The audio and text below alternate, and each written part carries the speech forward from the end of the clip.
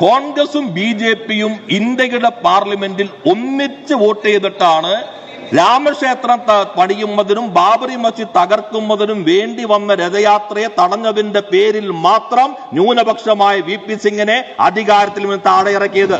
ആ താഴെയിറക്കലാണ് ബി.ജെ.പിക്ക് അടുത്ത തവണ ഭൂരിപക്ഷം ഉണ്ടാക്കുന്നതിലേക്ക് എത്തിയത്. ഇന്ത്യയുടെ രാഷ്ട്രീയത്തിൽ കോൺഗ്രസ് ആണ് ബി.ജെ.പിക്കുള്ള പരിസരം ഒരുക്കിയത്. ഞങ്ങളും ബി.ജെ.പിയും ഒന്നിച്ച് പിന്തുണച്ചതോടുകൂടിയാണ് 2 സീറ്റ് മാത്രം ഉണ്ടായ ബി.ജെ.പി ഇന്ത്യയിൽ അധികാരത്തിലേക്ക് വരുന്ന വളർച്ചയുണ്ടായി. ഞാൻ പറയട്ടെ, ഇതാണ് നരേറ്റീവ്. ആത്മരതിക്ക് പറ്റിയ, ആത്മസംതൃപ്തിക്ക് പറ്റിയ നരേറ്റീവാണ്.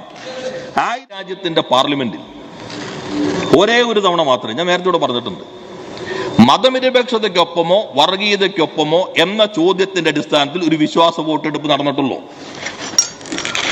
അത് ബാബറി മസ്ജിദ് തകർക്കാൻ, രാമക്ഷേത്രം പണിയാൻ, അദ്വാനിയുടെ രഥയാത്ര. ഇന്ത്യയിൽ ഇടതുപക്ഷം കഴിഞ്ഞാൽ ബി.ജെ.പി മന്ത്രിസഭയുടെ ഭാഗമാകാതിരുന്നിട്ടുള്ള കോൺഗ്രസ് അല്ലാത്ത മറ്റൊരു പാർട്ടി RJD ആണ്. ലാലു പ്രസാദ് യാദവ് മുഖ്യമന്ത്രി. തടഞ്ഞാൽ ഭരണം പോകുമെന്ന് ഉറപ്പ്. ബി.ജെ.പി പിന്തുണ പിൻവലിച്ചു. വി.പി. സിംഗ് ന്യൂനപക്ഷമായി. ആ ന്യൂനപക്ഷമായത് രഥയാത്രയെ തടഞ്ഞതുകൊണ്ട് മാത്രമാണ്. അപ്പോൾ രഥയാത്രയെ തടഞ്ഞതിന്റെ പേരിൽ ന്യൂനപക്ഷമായ ഒരു മന്ത്രിസഭയെ മതനിരപേക്ഷ നിലപാടുള്ള കോൺഗ്രസ് പിന്തുണയ്ക്കണ്ടേ? ആ ചോദ്യത്തിൽ വിശ്വാസ വോട്ടെടുപ്പ് നടന്നു. ആ വിശ്വാസ വോട്ടെടുപ്പിൽ ഇന്ത്യയിൽ ബി.ജെ.പിയും കോൺഗ്രസും ഒന്നിച്ച് വോട്ട് ചെയ്തിട്ടാണ് വി.പി. സിംഗിനെ താഴെ ഇറക്കിയത്. നിങ്ങൾ ഒന്നിച്ചാ വോട്ട് ചെയ്തത്. ചരിത്രത്തിന്റെ ഭാഗമാണ്.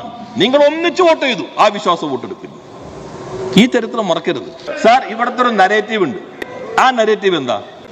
ഞങ്ങളും ബി.ജെ.പിയും ഒന്നിച്ച് പിന്തുണച്ചതോടുകൂടിയാണ് 2 സീറ്റ് മാത്രം ഉണ്ടായ ബി.ജെ.പി ഇന്ത്യയിൽ അധികാരത്തിലേക്ക് വരുന്ന വളർച്ചയുണ്ടായി. ഞാൻ പറയട്ടെ, ഇതാണ് നരേറ്റീവ്. ആത്മരതിക്ക് പറ്റിയ, ആത്മസംതൃപ്തിക്ക് പറ്റിയ നരേറ്റീവാണ്. 1952 ഇന്ത്യയിൽ ആദ്യത്തെ തെരഞ്ഞെടുപ്പ് നടക്കുമ്പോൾ ഹിന്ദുത്വ ശക്തികൾക്ക് 10 സീറ്റ് ഉണ്ട്. ശ്യാമപ്രസാദ് മുഖർജി ഇടക്കാല മന്ത്രിസഭയിൽ മന്ത്രിയായിരുന്നു. 1967 ജനസംഘത്തിന് 35 സീറ്റ് ഉണ്ട്. ഞങ്ങളും ഇവരും വി.പി. സിംഗിനെ പിന്തുണയ്ക്കുന്നു. അഴിമതിക്കെതിരെ സർക്കാർ. ഞങ്ങളും നിലപാട് സ്വീകരിച്ചു. ബി.ജെ.പി മന്ത്രിസഭയുടെ ഭാഗമാകാൻ പാടില്ല. ആ ഒറ്റ നിലപാടിൽ ഞങ്ങൾ പിന്തുണ കൊടുത്തു. പറയട്ടെ, അന്ന് 2 സീറ്റല്ല. അപ്പൊ എത്ര സീറ്റ് ഉണ്ട് ബി.ജെ.പിക്ക്? 85 സീറ്റ്. പുറത്തും ഞങ്ങൾ പിന്തുണയ്ക്കുന്നു.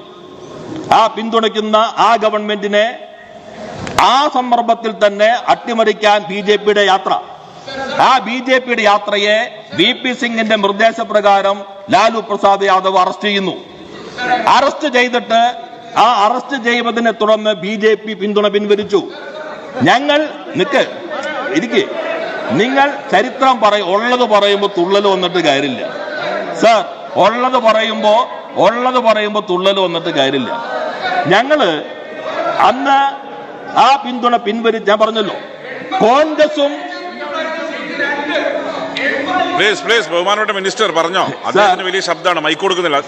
ഞാൻ പറഞ്ഞല്ലോ, കോൺഗ്രസും ബി.ജെ.പിയും ഇന്ത്യയുടെ പാർലമെന്റിൽ ഒന്നിച്ച് വോട്ട് ചെയ്തിട്ടാണ് രാമക്ഷേത്രം പണിയുന്നതിനും ബാബറി മസ്ജിദ് തകർക്കുന്നതിനും വേണ്ടി വന്ന രഥയാത്രയെ തടഞ്ഞതിന്റെ പേരിൽ മാത്രം ന്യൂനപക്ഷമായ വി.പി. സിംഗിനെ അധികാരത്തിൽ നിന്ന് താഴെയിറക്കിയത്. ആ താഴെയിറക്കലാണ് ബി.ജെ.പിക്ക് അടുത്ത തവണ ഭൂരിപക്ഷം ഉണ്ടാക്കുന്നതിലേക്ക് എത്തിയത്. ഇന്ത്യയുടെ രാഷ്ട്രീയത്തിൽ കോൺഗ്രസ് ആണ് ബി.ജെ.പിക്കുള്ള പരിസരം ഒരുക്കിയത്.